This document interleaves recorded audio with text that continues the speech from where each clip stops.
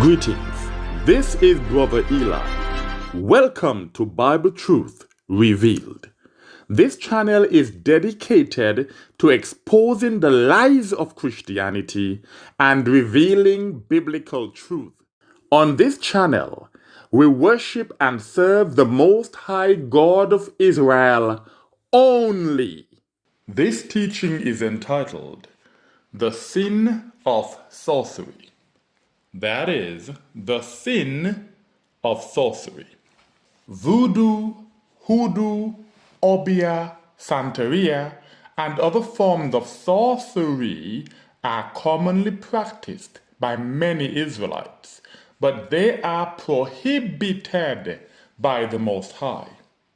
Those who practice these abominations are known as sorcerers, witches, wizards, warlocks, necromancers, enchanters, charmers, diviners, witch doctors, voodoo priests, fortune tellers, mediums, and so forth. They use the power gained from spirits other than the Most High to peer into the future and to manipulate people and events. The Most High, God of Abraham, Isaac, and Jacob, has commanded the children of Israel, also known as the so-called Negroes, to not partake in these things because we are to trust Him only rather than rely on other spiritual forces. The Most High is our provider and protector, and we must never seek help from other spiritual forces. In this teaching, we will explore the Holy Scriptures, which Christians call the Old Testament, so we can understand why Israelites must not participate in sorcery. In doing so, I will answer the following questions. 1. What is sorcery? 2. Does sorcery really work? 3. Can sorcerers really curse people? And 4. Should we be afraid of sorcerers? But first, a disclaimer.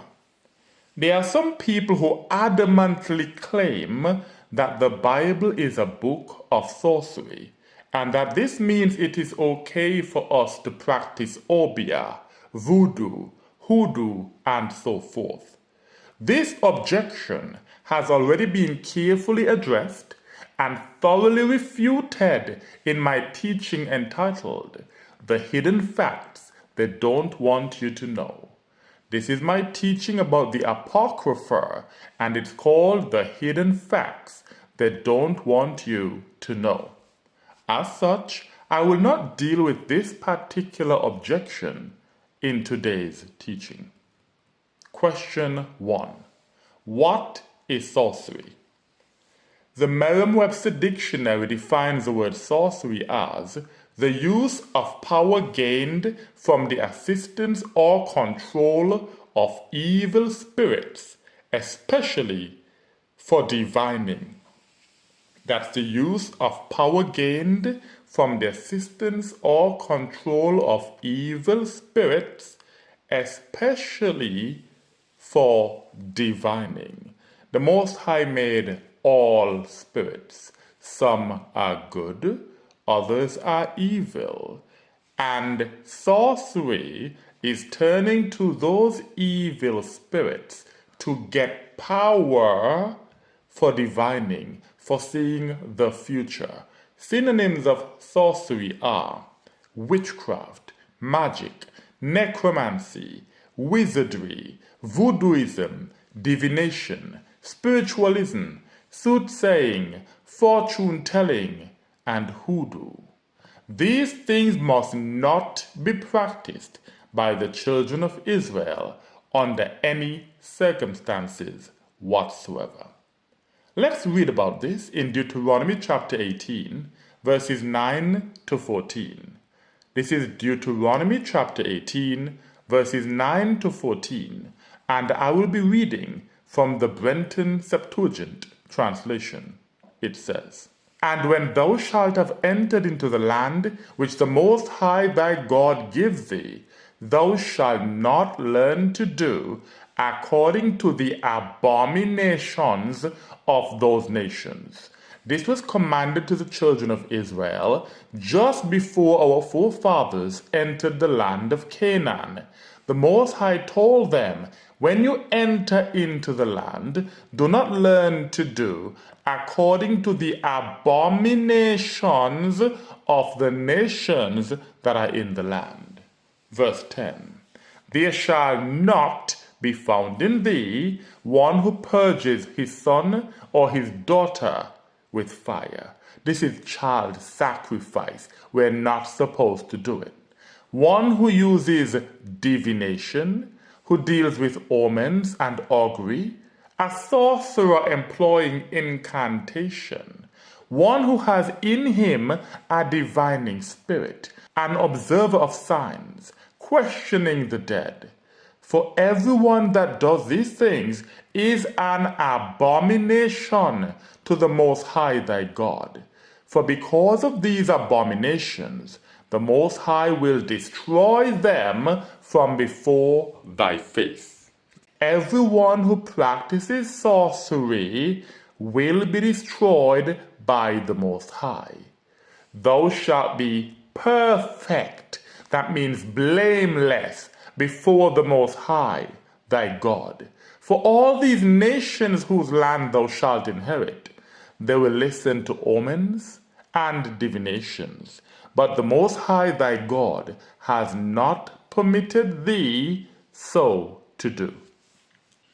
Divination, dealing with omens, augury, observing signs, questioning the dead, using incantations or magical spells, and so forth are all forms of sorcery, whether it is astrology, numerology, crystal gazing, using tarot cards, the Ouija board, or automatic writing. These practices are all forbidden by the Most High. They are not for Israelites. Leviticus chapter 19, verse 31. Leviticus chapter 19, verse 31 says, Ye shall not attend to those who have in them divining spirits, nor attach yourselves to enchanters, to pollute yourselves with them. I am the Most High, your God. When the holy people of the Most High go to sorcerers, such as witch doctors and voodoo priests, we become polluted, meaning we are no longer holy. Today, there are witches and warlocks in the Christian church, claiming to be prophets and prophetesses of the Most High. And because many Israelites have no idea that there are no prophets of the Most High today, they are easily deceived by these sorcerers' demonstrations of power. For irrefutable evidence of this Christian deception, please listen to my teaching entitled False Prophets in the Last Days. That is, false prophets in the last days. I will now share an example of a female sorcerer who wrongfully claims to be a prophetess. From a young age, her family realized that something was wrong with her because she has a divining spirit in her which allows her to speak to the dead. But because Christians are so ignorant of the words of the Most High, they have been deceived into thinking that she is a prophetess. Listen closely. My gift or my calling started at a very young age. From the age of 6, I could say from the age of 6, my family realized that something was wrong with me. I think on many accounts, my family members have heard me say, is it? Okay, what do you want me to do about that? Okay. Yeah, like I once heard my PA one day ask me, Mama, who are you talking to? I'm like, this one here. They used to me now. I remember at one stage in Karanhuhu in Zone 8, where my grandmother's house was. Yeah. That episode, I think I was around about 15, if not 16 years. There was a funeral on the road, in the same street, and I didn't know that the man they had passed away. I went out. I was going out. There's this quarter tuck shops that I used to like going to, and I told myself that I'm going to buy myself a quarter. When I came out, I met with the man that supposedly had passed away, and he said to me, "Kanyisa, kunjani?" And I'm like, "I'm okay." We had a normal conversation. He was talking to me, I was talking to him, and I was normal. I didn't know he had passed away. Then after that, my mother, I think she heard So me. you are talking to a spirit at this point. Yes, I'm talking to somebody. But in human flesh. In human flesh, they look, to me when they come to me, they look like how you are just standing here to me. You understand? And then we were talking. These women should not have even entertained this abomination. Yet, like most Christians, they lack discernment. Here's another example of an Israelite who has in him a divining spirit that allows him to speak with the dead. I come in love, peace, and harmony as always, and I have some questions. Some of my viewers and supporters out there have questions about the afterlife, and we thought it would be cool and we would appreciate it if you guys wouldn't mind answering these questions. So here we go, guys. Hey, do you guys remember me? You see, I'm trying. But I've been here a few times. Yes, a few times. Do you remember my puppies, Tito and Taco? Oh, we know. Are you guys okay with me being here? Did you say no? Speaking with the dead is forbidden by the Most High.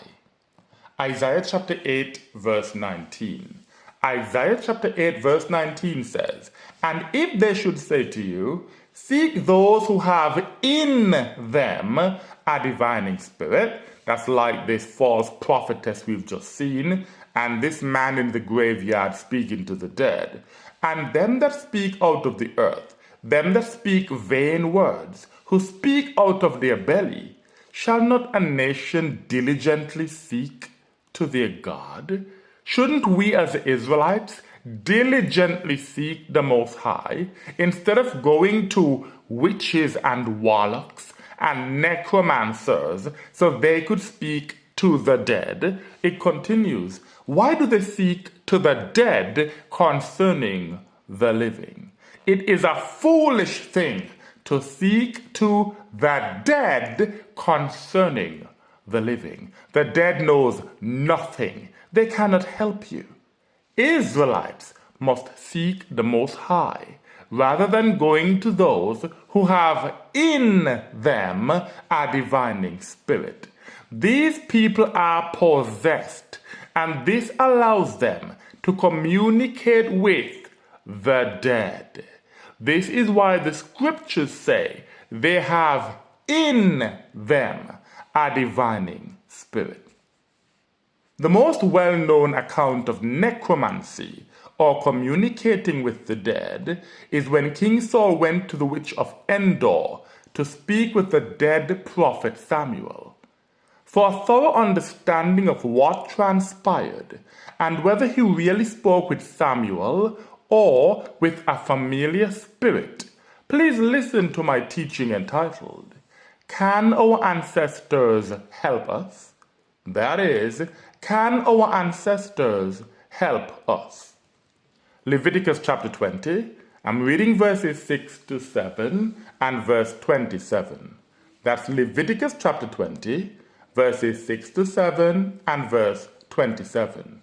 It says, "And the soul that shall follow those who have in them divining spirits or enchanters, so as to go a whoring after them, I will set my face against that soul and will destroy it from among its people.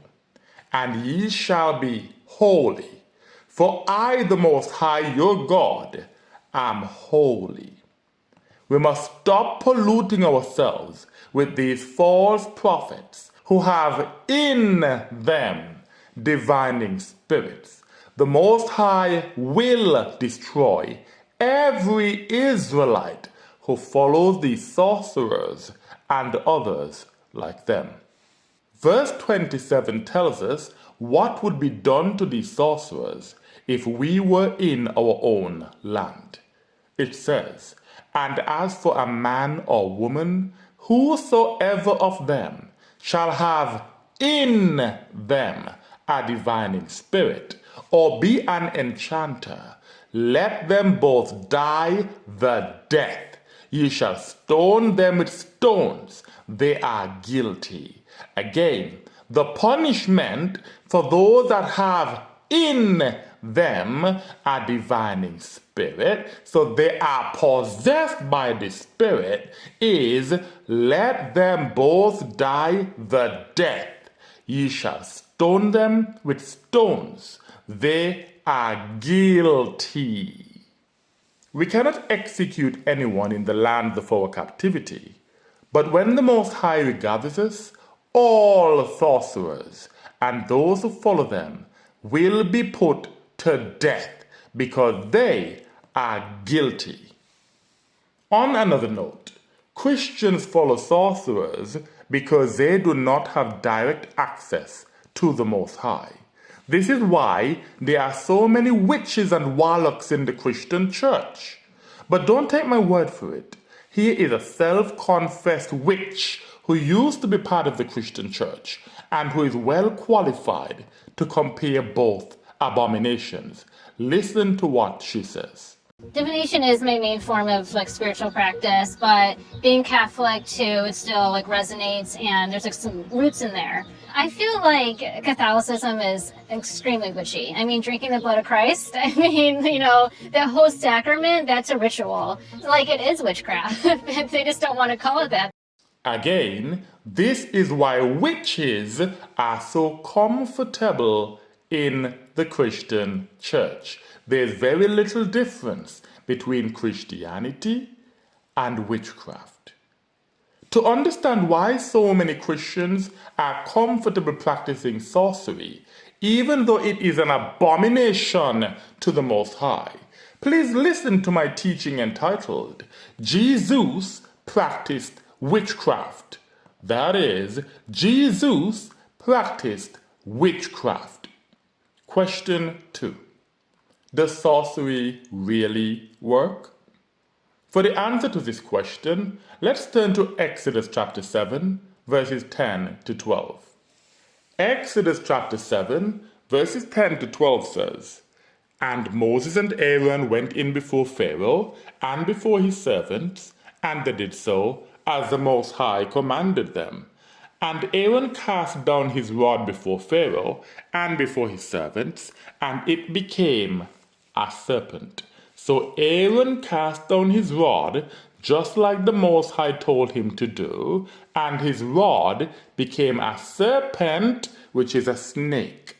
But Pharaoh called together the wise men of Egypt, and the sorcerers, and the charmers also of the Egyptians did likewise, which means they did the same thing that Aaron did. They cast down their rods, and their rods became serpents or snakes. And they did this with their sorceries. So yes, their sorcery really worked. Verse 12. And they cast down each his rod, and they became serpents. It worked, but the rod of Aaron swallowed up their rods. This shows that sorcerers have real power from spiritual forces. But the power of the Most High is superior to any other power. Whether it is a witch, a wizard, a warlock, a necromancer, an enchanter, a charmer, a diviner, a witch doctor, a voodoo priest, a fortune teller, a medium, or any other sorcerer. These people have real power, but the children of Israel are not to follow or rely on them. We are commanded to follow the Most High only and keep His commandments. Many people are desperate to discover the secrets of the occult, hidden knowledge. So they go to crystal gazers, tarot card readers, or check their horoscope to peer into the future. Nevertheless, Israelites must not do these things. The secret things belong to the Most High. All we need to do is trust Him to provide for us, to protect us, and to otherwise care for us. We just need to keep His commandments, and the blessings will follow. We can read about this in Deuteronomy chapter 29, verse 29. Deuteronomy chapter 29, verse 29 says, "The secret things belong to the Most High, our God." Again, the secret things belong to the Most High, our God. But the things that are revealed belong to us and to our children forever. What is it that has been revealed to us and our children forever? It continues, to do all the words of this law. In other words, to keep the commandments of the Most High. This is all we have to do, and the blessings will follow. But the secret things belong to the Most High. If we need to know secret things, we can go directly to the Most High. We do not need to go to sorcerers so they can work their sorceries and tell us what the future holds.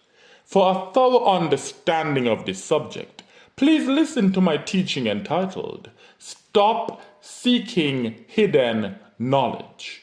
That is, stop seeking hidden knowledge. Now let's consider another example which shows the limited power of sorcerers. Exodus chapter 8, verses 12 to 15. That's Exodus chapter 8, verses 12 to 15. And it reads thus. "And the Most High said to Moses, Say to Aaron, Stretch forth thy rod with thy hand, and smite the dust of the earth. And there shall be lice both upon man, and upon quadrupeds, which is the animals, and in all the land of Egypt. So Aaron stretched out his rod with his hand, and smote the dust of the earth, and the lice were on men, and on quadrupeds, and in all the dust of the earth there were lice. And the charmers, these are the sorcerers, the Obeah men, the voodoo priests, the witch doctors, and the charmers also did so with their sorceries to bring forth the louse, and they could not." They tried to copy what Aaron did with the rod by the power of the Most High, and they realized that they did not have the power to do it.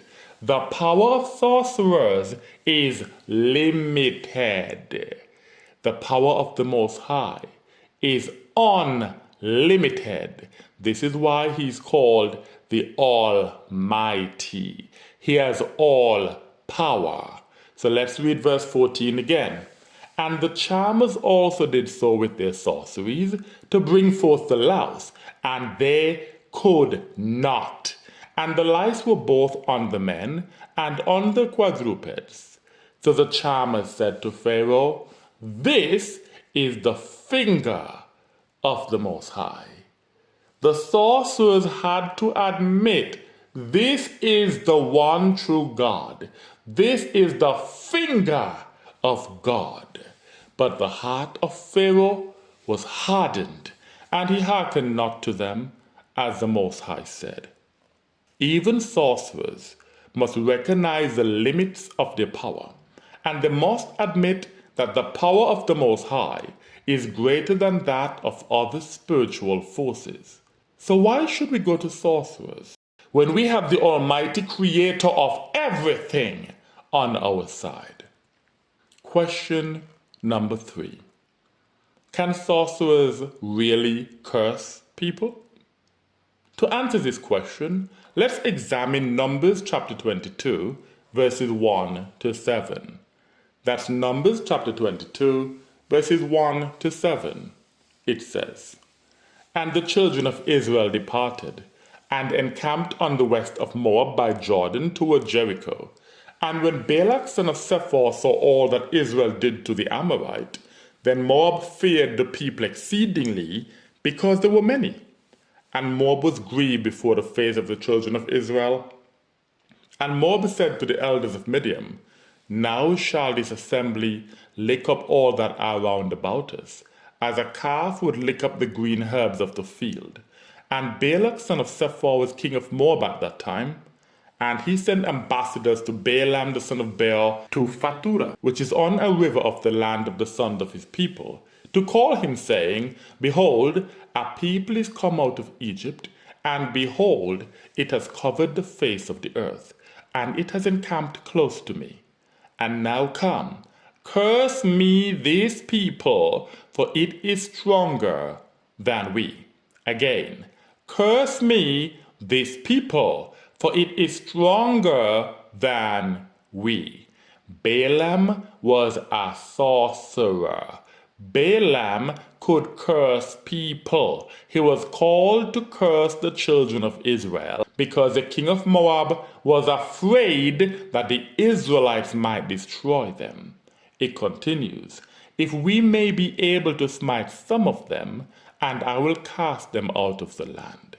For I know that whomsoever thou dost bless, they are blessed, and whomsoever thou dost curse, they are cursed. Balaam was a sorcerer who blessed and cursed people. And the elders of Moab went, and the elders of Midian, and their divining instruments were in their hands. Sorcerers use divining instruments.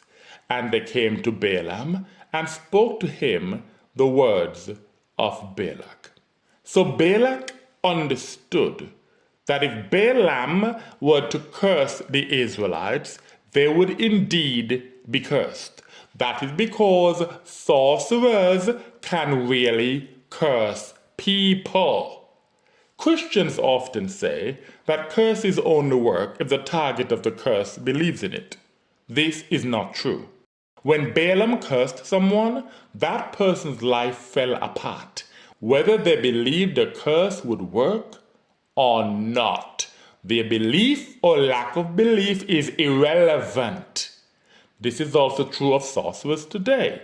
When a real witch, Obeah man, voodoo priest, etc. puts a curse or hex on someone, it works. If it doesn't work, it simply means that the person is only pretending to be a witch, an Obeah man, a voodoo priest, etc. I'm about to present an example of a real curse that was put on a well-known Christian who died shortly after. Here we will see that curses work indeed. Check out this video. Did witches, yes, witches, put a curse on Charlie Kirk a couple days before he was assassinated? And how does the far-left feminist website Jezebel, yes, it's called Jezebel, what do they have to do with this? Well, CBN's Billy Hollowell joins us now. Billy, what can you tell us? Initially I wanted to avoid this story when I first read about it, which was on the day that Charlie Kirk was assassinated. But now we can't avoid it because there's so many factors surrounding it. This was a story that was published September 8th by Jezebel. The story has an unnamed writer for the website claiming that in August, she had gone on Etsy. Etsy is a website where you go to for crafts and, all different things. You can order all sorts of things there. Well, apparently you can also order hexes from witches. And so this particular individual went on Etsy and ordered at least one hex of Charlie Kirk. And so this article describes how, and again, it was published September 8th. He was murdered on September 10th. Okay. So the article goes through all the steps she took. And she says, look, we're not trying to hurt him. We just wanted to wake up with a zit. We want him to wake up with, all these uncomfortable things. They wanted to torment him by getting this, these witches to put a hex on him. So that happens.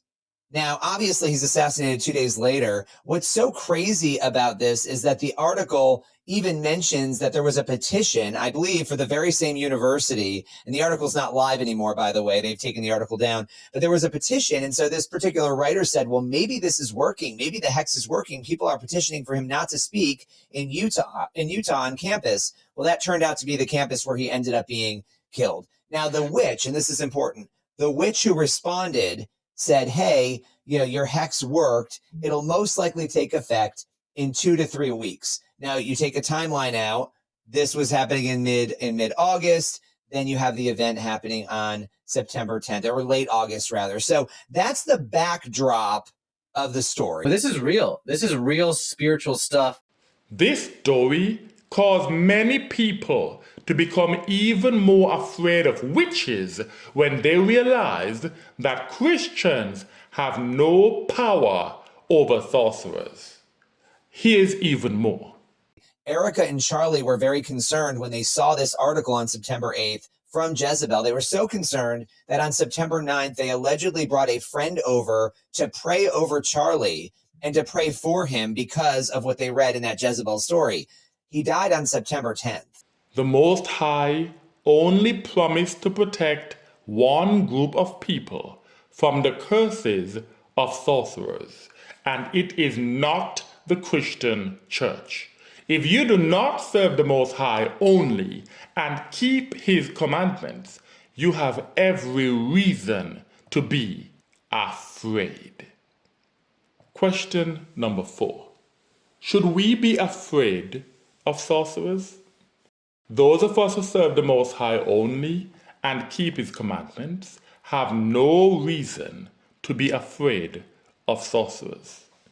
Isaiah chapter 54 verse 17 tells us why.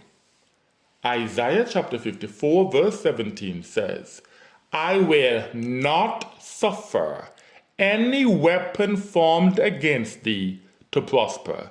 This means I will not allow any weapon formed against thee to succeed. And every voice that shall rise against thee for judgment, thou shalt vanquish them all. This includes the voice of sorcerers, witches, warlocks, voodoo priests, Obeah men. And then adversaries shall be condemned thereby. Whatever curse sorcerers try to put on the children of Israel will return upon their own heads and condemn them. This is a protection that we can count on from the Most High. It continues, there is an inheritance to them that serve the Most High. So this only applies to those that serve the Most High. And ye shall be righteous. That means keep my commandments. Ye shall be righteous before me, saith the Most High. The Most High protects those that serve Him in righteousness. In other words, they gladly keep His commandments. Christians do not serve the Most High or keep His commandments. This is why witches are having a field day with them. And Christians are running scared and hoping that if they don't believe in the curse, they will be okay. We have just seen that Christians are sitting ducks for witches. So Christians have every reason to be afraid. On the other hand, the children of Israel and the righteous strangers that serve the Most High only and keep His commandments are under His protection. And there is no power greater than that of the Most High. So if the Most High is protecting you, you have nothing to worry about. Numbers chapter 23, I will read verses 21 and 23. That's Numbers chapter 23, verses 21 and 23. It says, "There shall not be trouble in Jacob, neither shall sorrow be seen in Israel. The Most High his God is with him. The glories of rulers are in him. For there is no divination in Jacob, nor enchantment in Israel." This means that no curse and no hex will affect us. But this does not apply to all Israelites. Only those that serve the Most High only and keep His commandments. Again, for there is no divination in Jacob, nor enchantment in Israel. In season it shall be told to Jacob and Israel what the Most High shall perform. As long as we serve the Most High only and keep His commandments, we have nothing to worry about. No curse can touch us because we are under the protection of the Most High, and there is no power greater than Him. Micah chapter 5 verse 11 in the Septuagint is verse 12 in the KJV.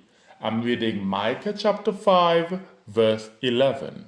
It says, "And I will utterly destroy thy sorceries out of thine hands, and there shall be no soothsayers in thee." This is a promise that the Most High has made to His holy people. He will destroy all of the sorcerers, the witches, the Obeah men, the voodoo priests, the fortune tellers, crystal gazers, tarot card readers. All of them will be destroyed. All praises to the Most High. In conclusion, Voodoo, Hoodoo, Obeah, Santería, and other forms of sorcery can be very effective, but the children of Israel are not allowed to take part in them or to follow those who do so. We are to trust the Most High only for our protection and provision, rather than rely on other spiritual forces like the other nations do. If we serve the Most High only and keep His commandments, we have no reason to fear the curses of witches, warlocks, and so forth. Curses only work against people who are not under the protection of the Most High. The time has come for the children of Israel to reject the abominable practices of the other nations and to return to the Most High only and keep His commandments. And with that I say, Salam.